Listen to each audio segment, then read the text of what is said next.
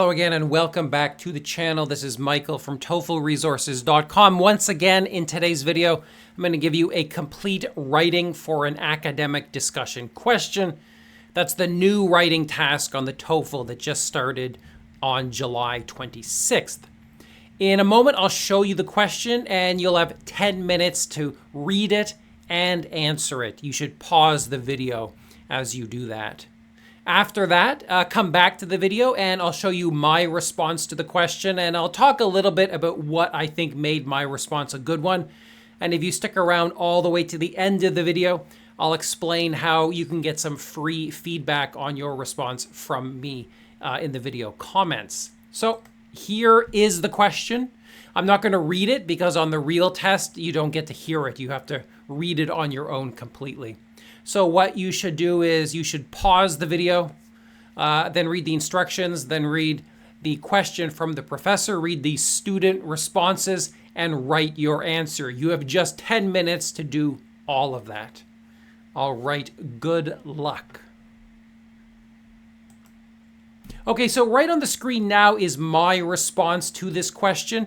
If you pause the video, you can kind of take a look at it before I make any explanations, and that could be a good strategy for learning about what I think makes up a good response. But if you want to know my thinking, take a look at the screen now. So I did a few things.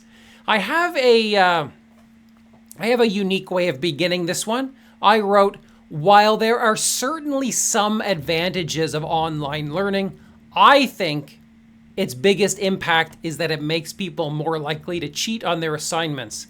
So you can see how I started by kind of recognizing that, there is an opposite of my point of view.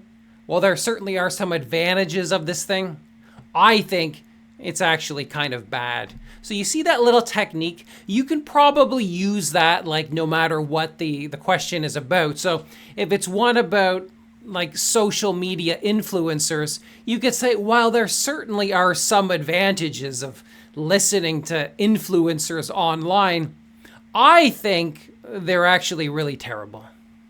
So that's a nice kind of phrase you can use in your responses. There's a couple other basic kind of transitional phrases. I used in contrast to make a comparison, and I used consequently to reflect a cause and effect relationship. So these are some phrases you can use in your answers. I know I'm starting to sound like a broken record here, but I've also made sure to use some conjunctions like while, when, and or. You really do need to use subordinating and coordinating conjunctions in your responses. So really try your best. But, so, or, for, that kind of thing, as well as while and when. Although, various kinds of conjunctions to give your answer more grammatical sophistication.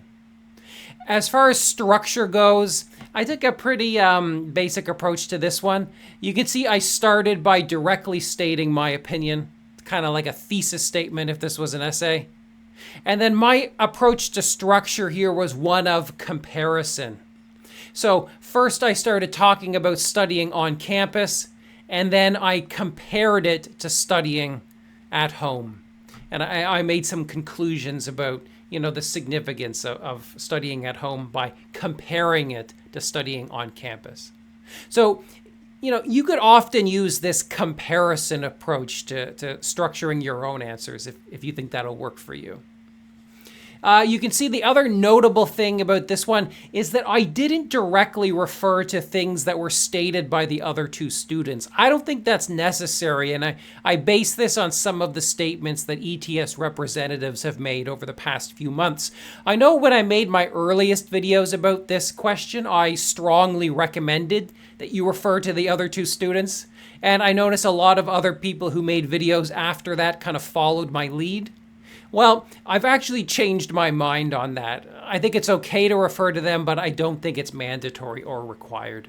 And we'll see how we feel about that in the weeks and months ahead. All right, I am going to leave it at that, but if you have any questions, you can find me at TOEFLresources.com. You can read guides to every section of the test there, and you can find additional sample questions to work with. Now, If you want to get some feedback on your response, you could answer the question from this video and leave your response in a comment down below. Every couple days, I'll pop in and I will respond to those comments. I'll guess how your answer would score, and maybe I'll point out a few mistakes in your grammar and language use, and I'll suggest what you can do better to improve your answer. All right, I am going to leave it at that, but as always, keep following the channel because I will have more videos up in the days and weeks ahead. Take care. I'll talk to you all later.